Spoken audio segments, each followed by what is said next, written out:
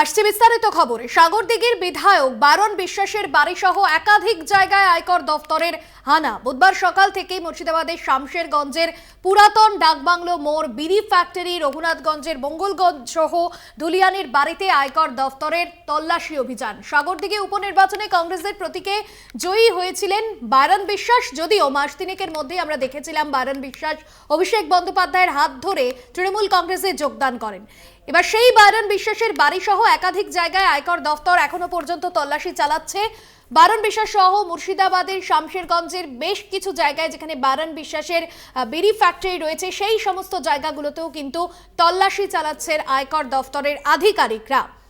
সাগরদিঘির বিধায়ক বারণ বিশ্বাস, তার বাড়িতে তল্লাশি অভিযান। কল্যাণ চন্দ্র আমাদের প্রতিনিধি রয়েছেন ফোন লাইনে। কল্যাণ, এখনো পর্যন্ত আয়কর দফতর তল্লাশি অভিযান চালাচ্ছেন, কি তথ্য উঠে এলো আয়কর দফতরের হাতে?